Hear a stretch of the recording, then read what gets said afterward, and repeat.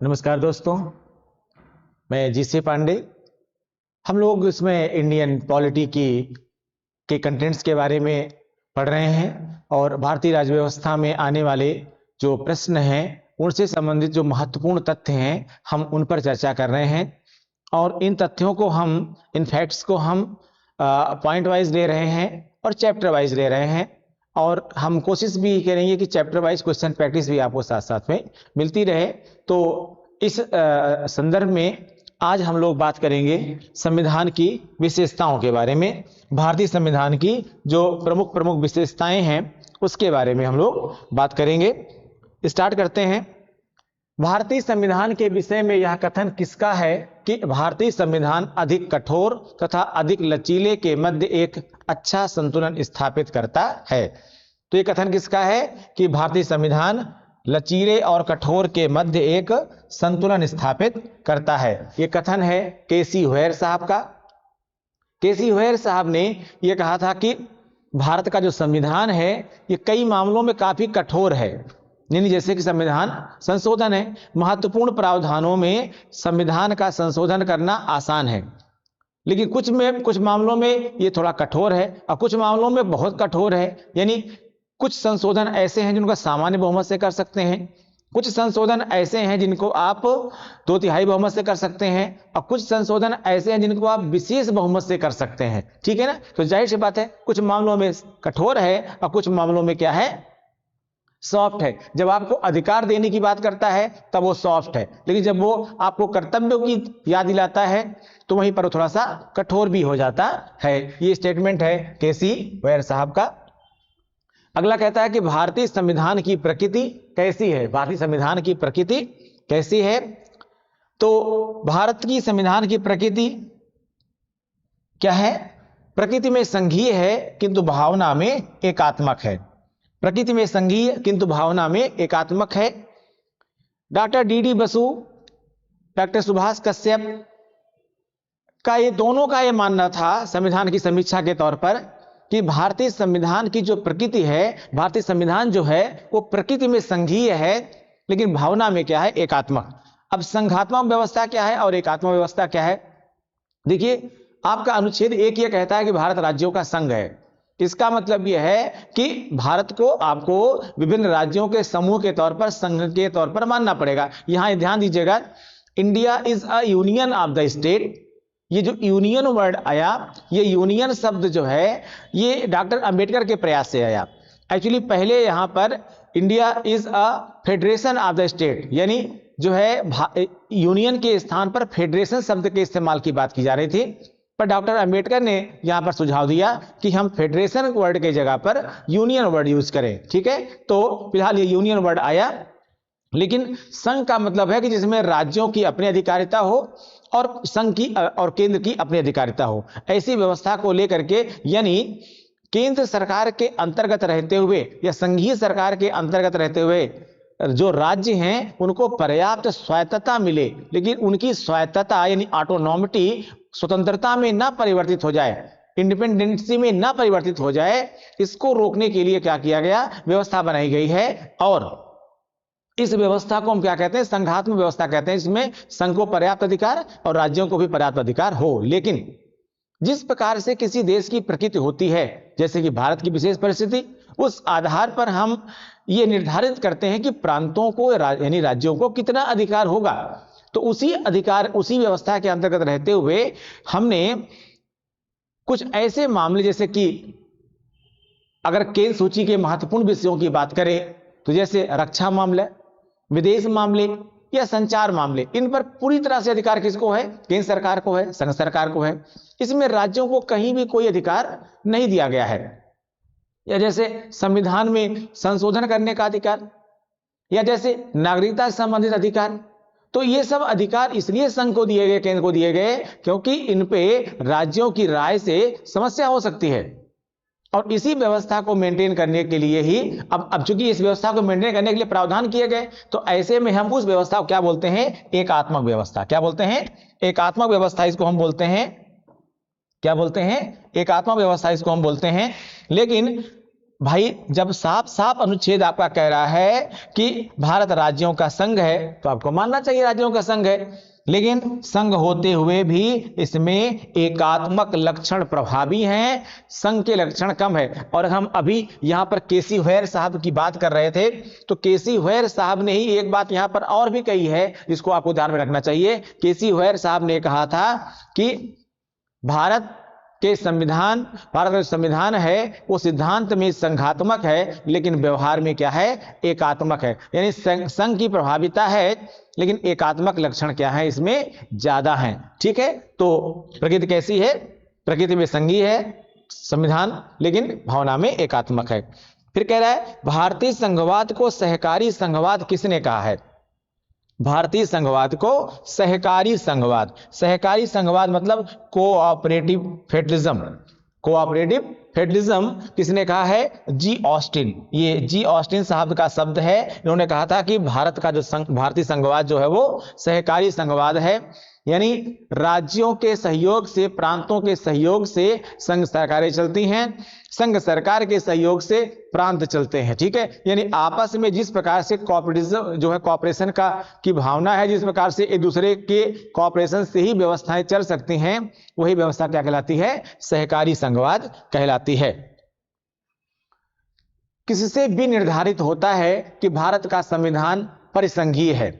किससे निर्धारित होता है कि भारत का संविधान परिसंघीय है? तो केंद्र और राज्यों के बीच में शक्तियों का विवरण। देखिए, संघवाद की एक प्रमुख विशेषताओं में यह विशेषता भी है कि संघ की अपनी शक्ति होती है और राज्यों की अपनी शक्ति होती है, यानी प्रांतों की अधिकारिता अपने स्थान पर है और संघ की अधिकारिता अपने स्थान पर। यानी संघ कहां तक काम करता है, इसके लिए भी पूरा संविधान में व्यवस्था बनाई गई है, वर्णन किया गया है, और राज्य कहां तक काम करता है इसके लिए भी पूरी व्यवस्था बनाई गई हुई है। तो जाहिर सी बात है कि केंद्र और राज्यों के बीच शक्तियों का वितरण ही संविधान की परिसंघीय व्यवस्था का लक्षण है।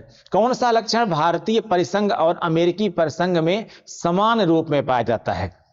ठीक है, कौन सा लक्षण भारतीय परिसंघ और अमेरिकी परिसंघ में समान रूप में पाया जाता है? तो कह सकते हैं कि संविधान के निर्वाचन के लिए परिसंघीय उच्चतम न्यायालय वास्तव में संविधान के निर्वाचन नहीं बल्कि ये निर्वचन है। ठीक है, निर्वचन के लिए, निर्वचन के लिए परिसंघीय उच्चतम न्यायालय, यानी संविधान की व्याख्या करने के लिए कौन है? फेडरल कोर्ट है। अगर सुप्रीम कोर्ट का एक लाइन में आपसे पूछा जाए कि सुप्रीम कोर्ट का कार्य क्या है, तो आप एक लाइन में क्या कहेंगे कि संविधान के प्रावधानों की युक्त, यानी युक्ति मतलब विधि और युक्त मतलब अनुरूप, यानी संविधान के प्रावधानों की युक्त व्याख्या करना ही संविधान सुप्रीम कोर्ट का कार्य है। अगर एक लाइन पूछा जाए आपसे तो, और ये क्वेश्चन आ भी चुका है, पूछा भी जा चुका है, 2-3 बार पूछा जा चुका है। ठीक है, तो अमेरिकी व्यवस्था में भी और भारतीय व्यवस्था, दोनों ही व्यवस्थाओं में संविधान की जो व्याख्या करने की बात कही गई है वो जो है उच्चतम न्यायालय का कार्य बताया गया है। ठीक है, तो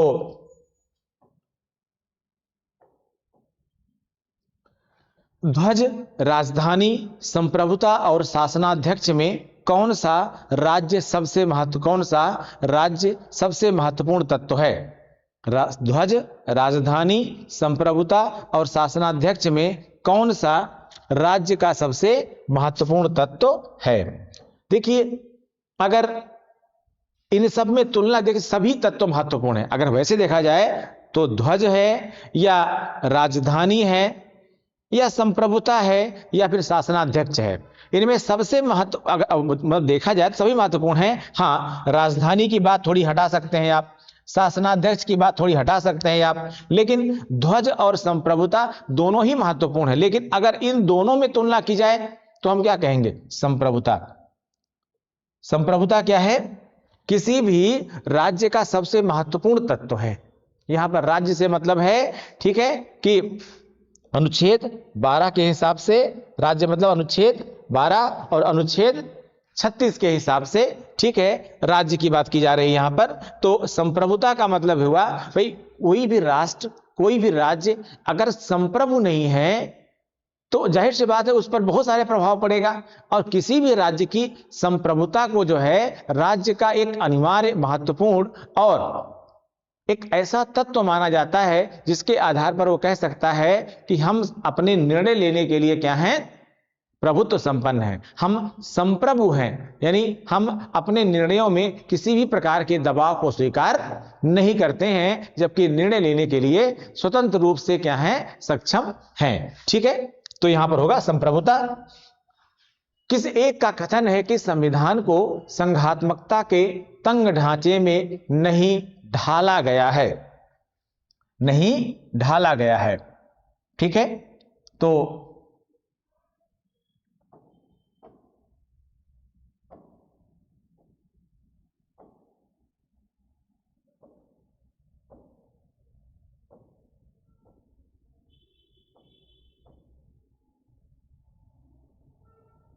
क्या कहेंगे आप इसको कि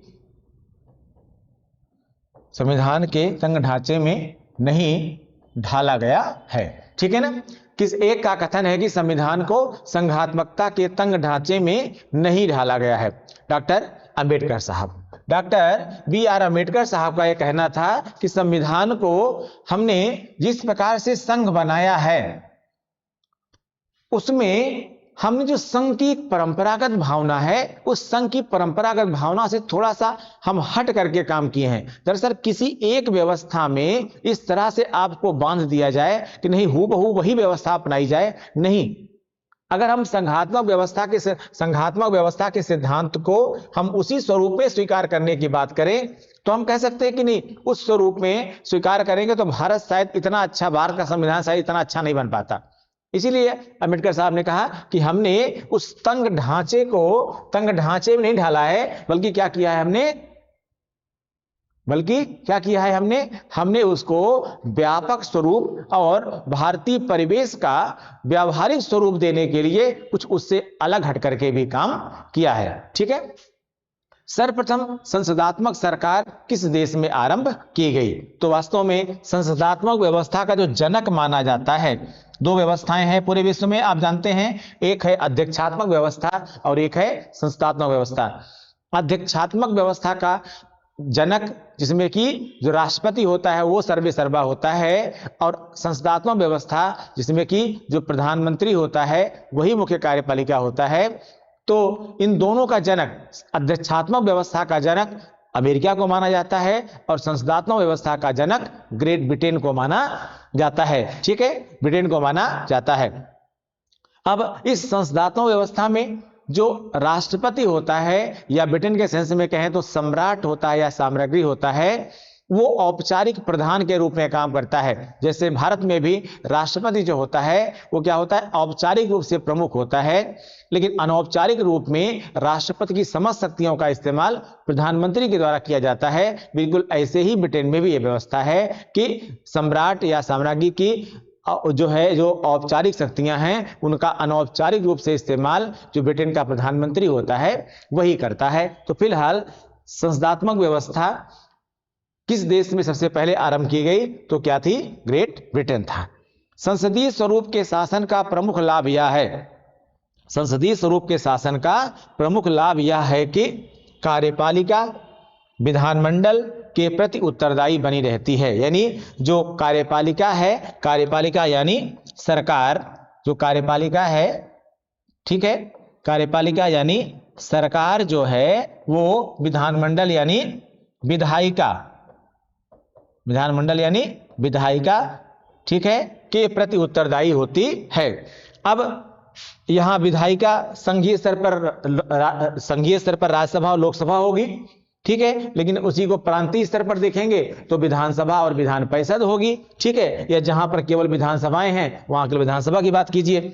और सरकार किसको कहते हैं? कार्यपालिका किसको कहते हैं? कार्यपालिका दो प्रकार की होती है, एक होती है अस्थायी कार्यपालिका, यानी जो राजनीतिक व्यक्ति हैं, यानी जो सरकार होती है उसमें जो मंत्रिपरिषद होती है ये क्या है? अस्थायी कार्यपालिका है। और जो ब्यूरोक्रेट्स होते हैं, जो नौकरशाही है हमारी, ये क्या है? स्थायी कार्यपालिका होती है। और अस्थायी कार्यपालिका और स्थायी कार्यपालिका को मिलकर ही क्या बनाते हैं? क्या बनती है? सरकार बनती है। ठीक है ना। इस सरकार का की जवाबदेही होती है किसके लिए? विधायिका के प्रति। यानी सरकार क्या कर रही है, कैसे कर रही है, क्यों कर रही है, इन सब का जवाब जो है वो विधायिका को देना पड़ता है। यानी जब संसद का सत्र चलता है तो वहां पर सरकार के द्वारा किए गए कार्यों का पूरा वहां पर अवलोकन किया जाता है। यानी सरकार के कामों की, अच्छे बुरे कामों की वहां पर आलोचना भी की जाती है। सरकार पर विभिन्न प्रकार से जो है संसदीय प्रक्रियाओं के माध्यम से दबाव भी बनाया जाता है। कुल मिलाकर के आप ये कह सकते हैं कि जो कार्यपालिका है वो विधायिका के प्रति क्या होती है? उत्तरदायी बनी रहती है। और यही संसदीय व्यवस्था के, ठीक है, संसदीय स्वरूप के शासन का प्रमुख लाभ है। प्रमुख लाभ की बात करते हैं तो यही क्या है? इसका प्रमुख लाभ है। सरकार को जनता के प्रति सामूहिक उत्तरदायित्व को सुनिश्चित करने के लिए संसदीय लोकतंत्र की एक क्रियाविधि किस सिद्धांत के अंतर्गत सम्मिलित की जाती है? सरकार को जनता के प्रति सामूहिक उत्तरदायित्व को सुनिश्चित करने के लिए संसदीय लोकतंत्र की एक क्रियाविधि किस सिद्धांत के अंतर्गत सम्मिलित की जाती है? किस सिद्धांत के अंतर्गत सम्मिलित की जाती है? सरकार के अंतर्निहित सिद्धांत के अंतर्गत। कह रहा है कि सरकार को जनता के प्रति सामूहिक उत्तरदायित्व को, भाई देखिए सरकार का क्या होता है?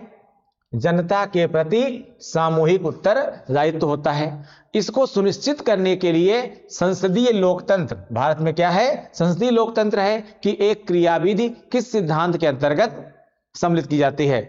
तो सरकार के अंतर्निहित सिद्धांत के अंतर्गत। अब ये सरकार के अंतर्निहित सिद्धांत क्या है? सरकार के अंतर्निहित सिद्धांत यह है कि जो भी कार्य करती है सरकार, जो भी कार्यपालिका कार्य करती है, ठीक है, उन सभी कार्यों को विधायिका को बताएगी। सरकार तभी अस्तित्व में रहती है जब तक उसको लोकसभा का विश्वास प्राप्त रहता है। किसी भी विधेयक पर सरकार की स्थिति क्या है, इसके आधार पर भी क्या होता है? उसके बहुमत का निर्धारण होता है, उसकी व्यवस्था का, उसके अल्पमत या बहुमत का निर्धारण होता है, उसकी कार्यप्रणाली का निर्धारण होता है। सरकार की जवाबदेही जो होती है वो सदन के प्रति होती है, उसमें उसके आधार पर होता है। और विभिन्न संसदीय प्रक्रियाओं का सरकार को सामना भी करना पड़ता है और सरकार इससे स्व नियंत्रित भी होती है। ये सारी जो है क्या है? लोकतंत्र की एक क्रियाविधि के अंतर्गत आती है। ठीक है, भारत एक गणतंत्र है जिसमें अंतर्निहित है। भारत एक गणतंत्र है, गणतंत्र यानी रिपब्लिक है जिसमें अंतर्निहित है राज्य का अध्यक्ष निर्वाचित होता है। यहां राज्य का अध्यक्ष का मतलब है राष्ट्राध्यक्ष। राष्ट्राध्यक्ष अभी हमने बताया था आपको, ब्रिटेन का एग्जांपल दिया था हमने आपको। तो ब्रिटेन में भी संस्थात्मक व्यवस्था है। मैंने भी कहा संस्थात्मक व्यवस्था का जनक ही ब्रिटेन ही है। लेकिन भारत की संस्थात्मक व्यवस्था और ब्रिटेन की संस्थात्मक व्यवस्था में एक प्रमुख अंतर यह है, क्या है कि जो भारत का राष्ट्राध्यक्ष है, जो राष्ट्रपति है, उसका भी निर्वाचन होता है, जबकि ब्रिटेन का जो राष्ट्राध्यक्ष है, चाहे वो सम्राट हो या वो जो है साम्राज्ञी हो, उनका निर्वाचन नहीं बल्कि वह एक वंशानुगत पद है। तो अगर हम दोनों प्रणालियों की तुलना करें तो इस संदर्भ में देखा जाए अगर, तो भारत का लोकतंत्र ब्रिटेन के लोकतंत्र से अधिक समृद्ध माना जाएगा। ठीक है, बहरहाल जो रिपब्लिक है, हमारा जो गणतंत्र है, उसमें क्या है? भारत राज्य का अध्यक्ष जो है वो निर्वाचित होता है। भारत में प्रजातंत्र यानी लोकतंत्र, लोकतंत्र यानी डेमोक्रेसी। ठीक है, इस तथ्य पर आधारित है कि जनता को सरकारों को चुनने तथा बदलने का अधिकार प्राप्त है। बिल्कुल, वास्तव में लोकतंत्र की सबसे बड़ी खूबी ही यही है, लोकतंत्र की सबसे बड़ी विशेषता ही यही है कि कौन सी सरकार बनेगी, कौन सी सरकार नहीं बनेगी, सरकार कब तक रहेगी, सरकार कब तक नहीं रहेगी, जो कुछ भी है, यानी अपने कार्यकाल को वो पूरा करे, कार्यकाल के बाद पुनः उसको नए कार्यकाल के लिए चुना जाएगा कि नहीं चुना जाएगा, इसका मूल स्रोत जनता ही है और जनता इनका प्रत्यक्ष निर्वाचन करती है। जैसे लोकसभा यानी नई लोकसभा का गठन, पुरानी लोकसभा की समाप्ति के बाद नई लोकसभा का गठन यानी नई सरकार का चुनाव कौन करता है? जनता के प्रत्यक्ष निर्वाचन के द्वारा ही होता है। और यही लोकतंत्र की सबसे बड़ी खूबसूरती होती है जो भारत के लोकतंत्र में है। वर्ष 1935 का गवर्नमेंट ऑफ इंडिया एक्ट क्यों महत्वपूर्ण माना जाता है? वर्ष 1935 का गवर्नमेंट ऑफ इंडिया एक्ट यानी 1935 का जो अधिनियम है उसे क्यों महत्वपूर्ण माना जाता है? तो वास्तव में इसलिए महत्वपूर्ण माना जाता है कि आप यह कह सकते हैं कि जो भारत शासन अधिनियम 1935 था उस अधिनियम के लगभग प्रावधान आपके भारतीय संविधान में आज भी मौजूद हैं। उसके पीछे कारण था क्योंकि 1935 के अधिनियम के जो प्रावधान थे उन प्रावधानों से हम स्वतंत्रता से पहले ही अपने संविधान के निर्माण से पहले ही लगभग परिचित हो चुके थे। कह सकते हैं कि उसके हम हैबिचुएट हो चुके थे और वो हमारे लिए अच्छा था। और वो सब प्रावधान वास्तव में लोकतांत्रिक व्यवस्था की समृद्धि के लिए भी महत्वपूर्ण होते हैं। तो ऐसे में भारतीय संविधान के निर्माण में 1935 के अधिनियम ने बड़ी महत्वपूर्ण भूमिका निभाई है। तो हम कह सकते हैं कि यह भारतीय संविधान का प्रमुख स्रोत है। राष्ट्रपति को अध्यादेश निर्गत करने की शक्ति प्राप्त है। राष्ट्रपति को अध्यादेश निर्गत करने की शक्ति प्राप्त है। ठीक है, राष्ट्रपति के पास क्या है? अध्यादेश यानी ऑर्डिनेंस निर्गत करने की शक्ति प्राप्त है। ये किसने दिया है? ये भारत सरकार अधिनियम यानी भारत शासन अधिनियम 1935 के द्वारा ये शक्ति प्राप्त है। ठीक है, ये उसमें भी था और ये भारतीय संविधान में भी राष्ट्रपति की शक्तियों में, ठीक है, ये जो राष्ट्रपति की विधायी शक्तियां हैं उनमें भी ये अध्यादेश की शक्ति राष्ट्रपति को प्राप्त है। अध्यादेश क्या होता है? व्यवस्था क्या है इसकी? थोड़ा सा जान लीजिए आप लोग। जब संसद का सत्र ना चल रहा हो और सरकार को ऐसा लगता है कि किसी कानून की अत्यंत आवश्यकता है, उसको हम संसद के नए सत्र के लिए उसका इंतजार नहीं कर सकते हैं, तो ऐसे में एक विधेयक का प्रारूप बना करके यानी उस नियम कानून का एक प्रारूप बना करके केंद्रीय मंत्रिमंडल उसका अनुमोदन करके वो राष्ट्रपति के पास ले जाता है।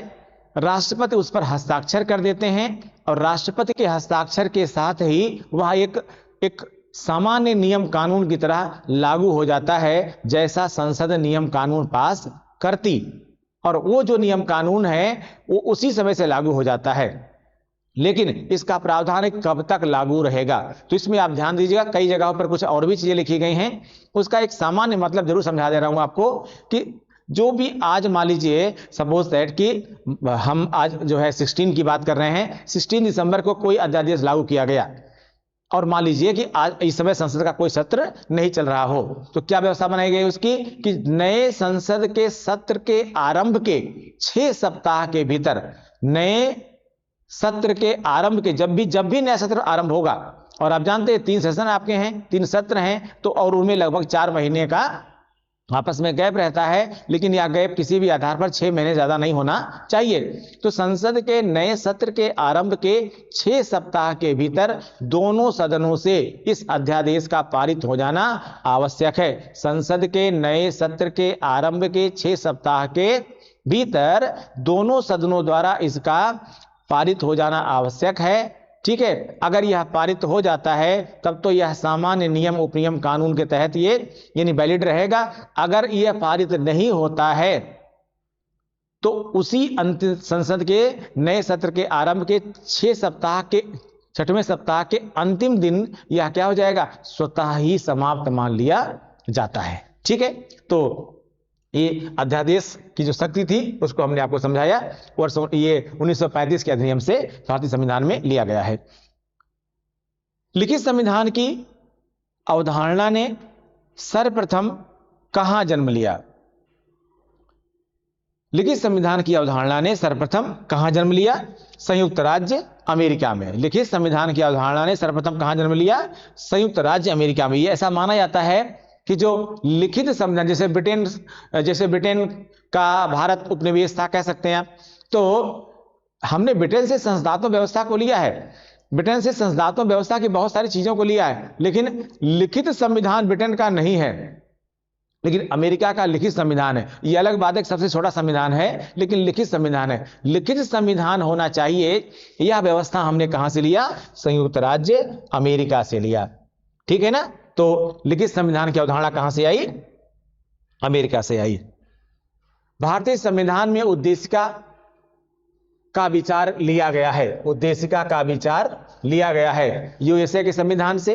कहां से लिया गया है? यूएसए के संविधान से। उद्देशिका क्या है? हम उद्देशिका को एक सेंट्रल आइडिया मान सकते हैं। जैसे हम किसी कार्य को करने जा रहे हैं, तो उस कार्य को करने के लिए हम एक सेंट्रल आइडिया बनाएं, एक प्रमुख विचार बनाएं कि इन विचारों के आधार पर ही हमारे, या इस सिद्धांत के आधार पर ही आगे हमारे कार्य संपादित होंगे। तो उस आधार पर हम ये कह सकते हैं कि उद्देशिका यही होती है। इसको हमने कहां से लिया है? अमेरिकी संविधान से लिया है। संसदात्मक शासन प्रणाली सर्वप्रथम किस देश में विकसित हुई? इसको हमने पहले डिस्कस कर दिया है। अभी कहां विकसित हुई? ब्रिटेन से विकसित हुई। भारतीय संविधान में राज्यों के संघ की संकल्पना को प्राप्त किया गया है ब्रिटिश नॉर्थ अमेरिका अधिनियम यानी कनाडा द्वारा। ठीक है?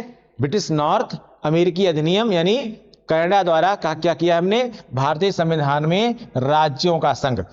ठीक है? भारतीय संविधान राज्यों का, भारतीय संविधान में भारत को राज्यों का संघ जो बनाया गया है, यह संकल्पना हमने अमेरिका से या कनाडा से ली हुई है। लेकिन हमारे दोनों में अंतर है। क्या अंतर है? जैसे अमेरिकी संविधान की बात करें या अमेरिकी व्यवस्था की बात करें, तो वहां राज्यों की अपनी नागरिकता है, वहां दोहरी नागरिकता का प्रावधान है। ठीक है? उनके राज्यों के अलग अलग प्रकार की व्यवस्थाएं हैं, लेकिन हमारे यहां ऐसी व्यवस्था नहीं है। यानी हमारे राज्य की, हमारे जो है संघ के की संकल्पना है, जो राज्यों के संघ की संकल्पना है, वो अमेरिकी व्यवस्था यानी में राज्यों की संघ की संकल्पना से भिन्न है। ठीक है?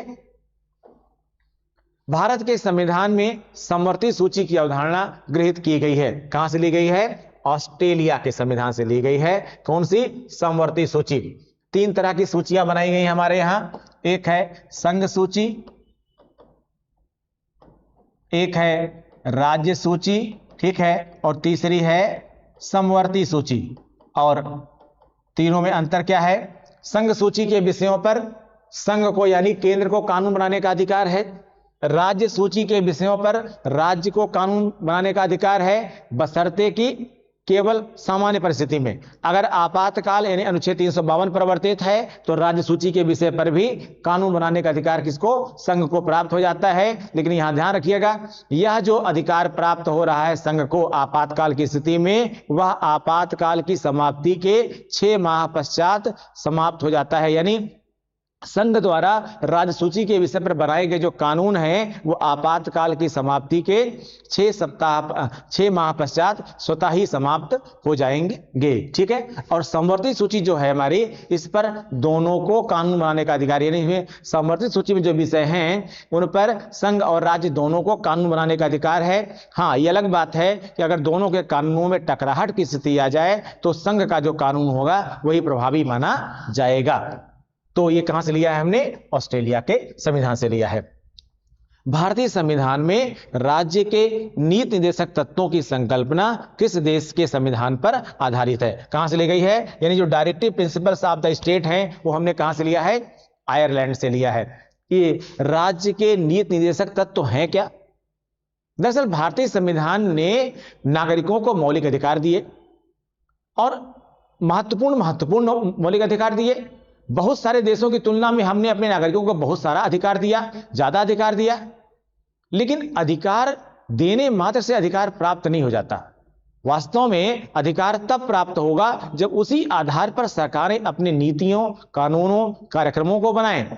सरकार किस प्रकार की नीति बनाएगी, सरकार किस प्रकार के कार्यक्रम बनाएगी, इसको उद्देशित करने वाले, इसको निर्देशित करने वाले जो प्रावधान हैं, उन्हें ही हम कहते हैं राज्य के नीति निर्देशक तत्व। यानी राज्य यानी सरकारों को किस प्रकार से नियम, कानून, प्रक्रिया या शासन संचालन करना चाहिए, इसको अनुच्छेद जो है 36 से लेकर के 51 तक में दिया गया है। ठीक है? ये प्रावधान क्या कहलाते हैं? राज्य के नीति निर्देशक तत्व कहलाते हैं। वास्तव में अगर सरकार इसी सिद्धांत के आधार पर काम करेगी, तो ही राज्यों को मौलिक अधिकार प्राप्त हो सकते हैं। कहां से लिया हमने इसको? आयरलैंड से लिया। राज्यसभा के गठन की प्रतिभा, अनुभव एवं देश, राज्यसभा के गठन की प्रतिभा, अनुभव एवं देश सेवा को प्रतिनिधित्व देने में भारतीय संविधान निर्माता उदाहरण से प्रभावित हुए थे। यानी जो राज्यसभा का गठन होगा उसमें किस प्रकार से प्रतिभाशील लोग, अनुभवशील लोग और देश सेवा में प्रमुख भूमिका निभाने वाले लोगों का प्रतिनिधित्व हो। ठीक है, इसको हमने राज्यसभा का किस प्रकार से गठन होगा, इसको हमने कहां से लिया है? आयरिश गणतंत्र से लिया है। देखिए, आप जानते हैं भारतीय संविधान को कुछ लोग उधार का संविधान भी कहते हैं, या कह सकते हैं भारतीय संविधान को कुछ संविधानों की कॉपी भी कहा जाता है, या फिर भारतीय संविधान को विभिन्न संविधानों का सम्मिश्रण भी कहा जाता है। दरअसल कॉपी करना, सम्मिश्रण करना या उधार लेना कुछ भी गलत नहीं है, बशर्ते उद्देश्य क्या है आपका। दरअसल अगर किसी भी देश की व्यवस्था अगर अच्छी है और वह हमारे देश में अच्छी हो सकती है, या उससे हम नागरिकों को कुछ बेहतर दे सकते हैं, तो हमें ऐसी व्यवस्थाओं को किसी भी देश से हो लेने में कोई समस्या नहीं होती है। ठीक है, तो हमारे भारतीय संविधान निर्माताओं को नकलकर्ता भी कहा जाता है। नकलकर्ता भी बुरा नहीं है, अगर नकल की जा रही है लेकिन अकल के साथ की जा रही है, क्योंकि सही परिप्रेक्ष्य में की जा रही है, तो भी उसको गलत नहीं माना जा सकता है। ठीक है, फिलहाल ये व्यवस्था कहां से ली गई? आयरिश गणतंत्र से ली गई। कौन सा लक्षण भारतीय परिसंघ और अमेरिकी परिसंघ में समान रूप से पाया जाता है? ये पॉइंट हमारा पहले आ चुका है। संविधान के निर्वाचन के लिए, वास्तव में निर्वचन के लिए, ठीक है, क्या होगा यहां पर? निर्वचन के लिए परिसंघीय उच्चतम न्यायालय। तो ये स्टेटमेंट हमने पहले ही डिस्कस कर दिया है। परिभाषा से संवैधानिक सरकार का अर्थ है, परिभाषा से संवैधानिक सरकार का अर्थ है, कॉन्स्टिट्यूशनल गवर्नमेंट का मतलब है सीमित सरकार। ठीक है, सीमित सरकार। अभी देखा होगा वर्तमान सरकार ने भी अपना एक फार्मूला दिया था स्टार्टिंग में कि minimum government maximum governance, minimum government maximum governance. इसका मतलब यह हुआ कि सरकार जो है शासन करने में विश्वास नहीं बल्कि कार्य करने में विश्वास करे। सरकार अपनी शक्तियों का सदुपयोग करे, सरकार अपनी शक्तियों का जनता के हितों में प्रयोग करे। ठीक है, और यह शक्ति का जो प्रयोग है यह युक्त होना चाहिए, यानी संविधान में वर्णित प्रावधानों के अनुसार ही सरकार को कार्य करना चाहिए। ये जो व्यवस्था है वो सीमित सरकार की व्यवस्था कहलाती है। बाकी इसकी व्याख्या अपने हिसाब से और भी कुछ हो सकती है। भारतीय राज्य व्यवस्था में कौन सी अनिवार्य विशेषता है जो यह दर्शाती है कि उसका स्वरूप संघीय है? बहुत सारी विशेषताएं हैं जो ये बताती हैं कि भारतीय संविधान का स्वरूप संघीय है, यानी फेडरल है। लेकिन सबसे महत्वपूर्ण न्यायपालिका की स्वतंत्रता।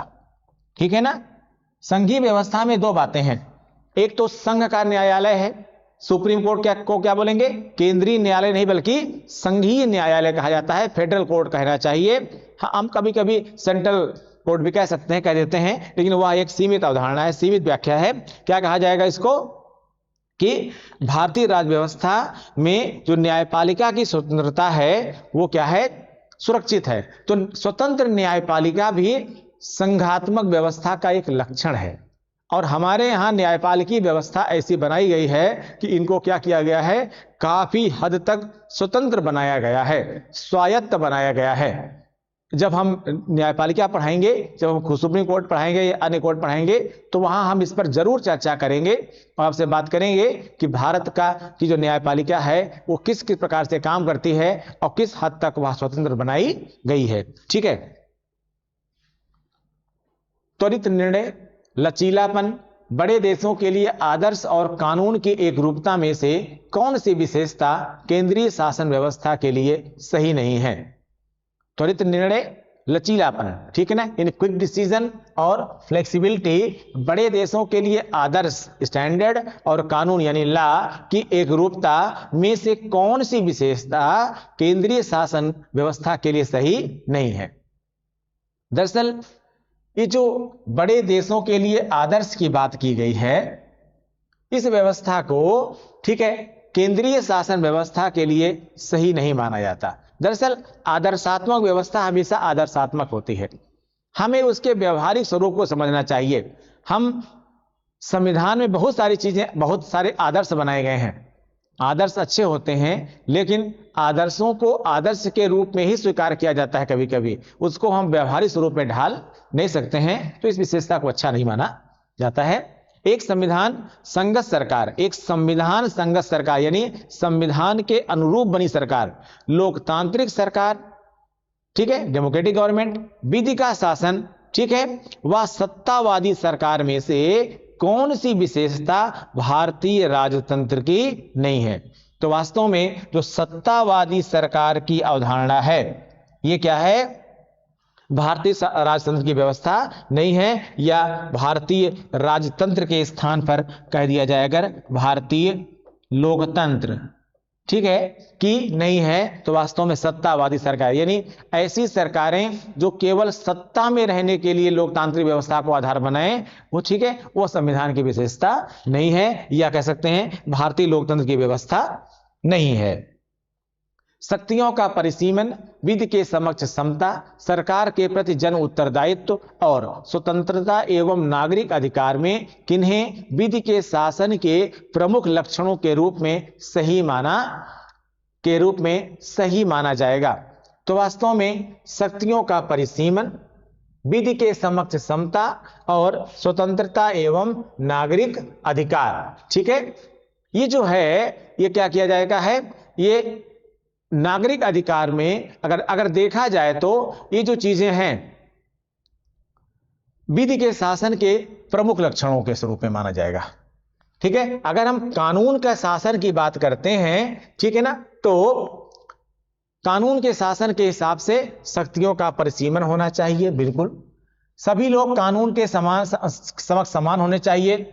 सरकार के प्रति जन उत्तरदायित्व यानी सरकार का जनता के प्रति उत्तरदायित्व और जनता का सरकार के प्रति एक आदर सम्मान, ठीक है, और स्वतंत्रता और नागरिक अधिकार, ठीक है ना, में अगर हम देखा जाए तो शक्तियों का परिसीमन, विधि के समक्ष समता और स्वतंत्रता एवं नागरिक अधिकार वास्तव में विधि के शासन के अनुरूप सही माने जाएंगे।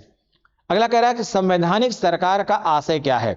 संवैधानिक सरकार से मतलब है वही सरकार जो संविधान की सीमाओं से परिबद्ध हो, यानी संवैधानिक सरकार का मतलब होता है कि जो ऐसी सरकार जो काम तो कर रही है लेकिन संविधान की सीमा के अंतर्गत रहते हुए, यानी संविधान क्या कहता है, संविधान की आत्मा क्या है, संविधान की व्यवस्था क्या है, संघात्मक व्यवस्था क्या है, संविधान में सरकार के किन किन आदर्शों कर्तव्यों की बात की गई है, यानी संविधान को हाथों में लेके ना खेले, बल्कि कह सकते हैं या संविधान से ना खेले बल्कि संविधान के आदर्शों के अनुरूप रह करके कार्य करे, इसे क्या कहते हैं? संवैधानिक सरकार, ठीक है।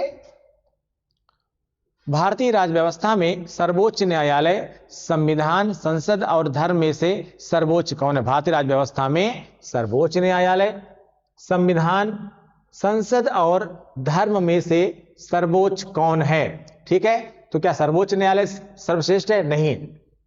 संसद सर्वोच्च है? नहीं। धर्म सर्वोच्च है? नहीं। क्या सर्वोच्च है? वास्तव में अगर कुछ सर्वोच्च है तो है संविधान। संविधान सर्वोच्च है, संविधान के आगे सब कुछ फेल है, ठीक है ना, यानी संविधान के ऊपर कुछ भी नहीं है।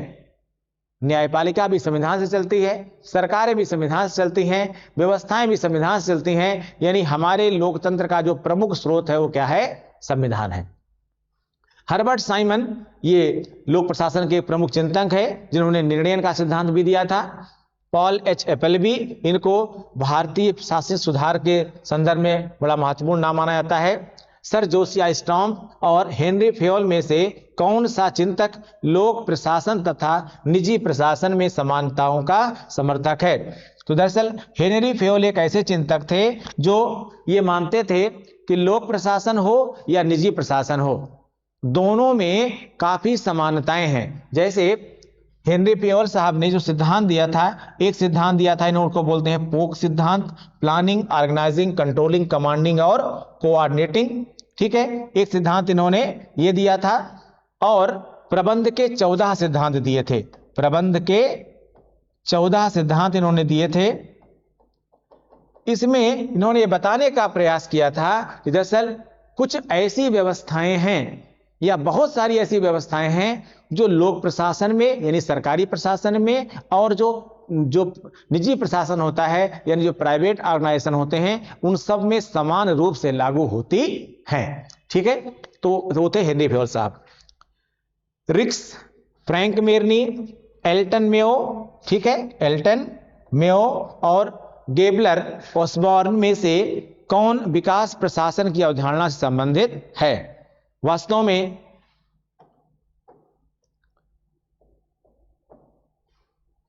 रिक्स, ये कौन है? रिक्स, अगर साफ साफ नहीं दिख रहा तो मैं लिख दे रहा हूं यहां पर, रिक्स साहब। रिक्स साहब एक ऐसे हैं जो विकास प्रशासन की अवधारणा से संबंधित है। वास्तव में ये जो विकास प्रशासन की अवधारणा है इसको वीडनर साहब लेकर के आए थे। एक चिंतक थे, उनका नाम है वीडनर, ठीक है, और वीडनर साहब ही इस विकास प्रशासन की अवधारणा को लेकर के आए थे। फिर से यहां लिख दे रहा हूं मैं, कौन साहब? वीडनर साहब इसको लेकर आए थे। लेकिन अगर हम भारत की बात करें कि भारत में विकास प्रशासन कौन लेके आया था, तो ये थे यूएल गोस्वामी साहब। यूएल गोस्वामी साहब, ठीक है, ये साहब विकास प्रशासन की अवधारणा को लेकर के भारत में आए थे। और रिक्स साहब वो हैं जिन्होंने तुलनात्मक लोक प्रशासन की बात की थी, कंपैरेटिव पब्लिक एडमिनिस्ट्रेशन की बात की थी। लेकिन ये इसी अपने तुलनात्मक लोक प्रशासन के आधार पर ही ये मानते थे कि अगर विकास प्रशासन की अवधारणा को सही प्रकार से समझना है या लागू करना है या प्राप्त करना है तो हमें तुलनात्मक बनना पड़ेगा, यानी व्यवस्थाओं की तुलना, प्रशासनिक संदर्भों की तुलना, परिस्थितियों की तुलना करके जो हमारे हिसाब से बेहतर हो हमें उसका चुनाव करना चाहिए। जैसे भारतीय संविधान को देखा जाए तो भारतीय संविधान भी विभिन्न संविधानों की तुलना करने के बाद हमारी व्यवस्था के अनुरूप क्या होगा सही, उसको हमने अपनाया। ठीक है, तो आप ये कह सकते हैं अच्छा विकास प्रशासन क्या है, तो जान लीजिए विकास प्रशासन दरअसल एक अवधारणा है, और ये जो है एक ऐसी अवधारणा है जो ये बताती है कि विकास एक सतत चलने वाली प्रक्रिया है, यानी विकास एक ऐसी प्रक्रिया है जो लगातार चलने वाली प्रक्रिया है।